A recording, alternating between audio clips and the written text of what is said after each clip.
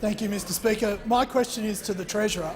Can the Treasurer tell the House how today's strong national accounts figures reflect better days ahead for the Australian economy? And what does this mean for the budget? The Treasurer has the call. Thank you, Mr Speaker, and I thank the member for Mackellar for his question. He knows today's national accounts demonstrate that the better days ahead for our economy are beginning to emerge, and that's good news for all Australians, Mr Speaker. Good news that the entire House should welcome, in fact, Mr Speaker, because in these figures we have seen more growth, with real growth in our economy up 0.8%. In the June quarter. That's more than double the pace of the March quarter.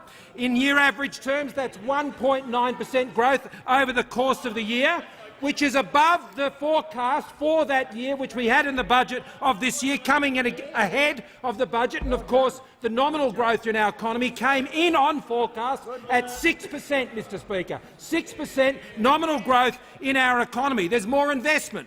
New private business investment expanded for the third successive quarter, and at 1.5% growth through the year. That is the first time we've had a positive year since March of 2013. And we're seeing strong business investment in new machinery and equipment, which was up more than 3% in the quarter. Investment across all levels of government was up 5.7% in the quarter, and Mr Speaker, and almost 9% through the year.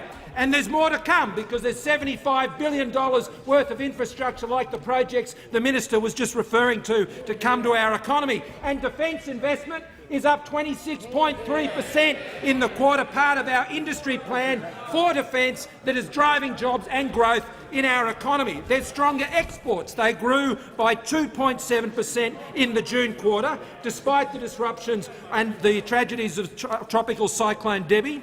And those exports rose 4.3% over the year, and that includes 18.7% in the agriculture exports, Mr Speaker. 18.7%, and service exports, Mr Speaker, have been growing on average by 7% for the past 3 years. And of course, stronger industries, with agriculture and services driving growth across the year. But I note for manufacturing in the June quarter, it bounced back with the strongest quarterly growth in manufacturing production in 6 years. So more jobs and wages, as we've already learned. Wages and salaries rose 0.7% in that quarter to go up 2.1% over the year, and that is on the back of the strongest jobs growth we've seen in a fiscal year since the GFC, and the strongest growth in full-time jobs in the last 6 months that we've seen in 40 years, Mr Speaker.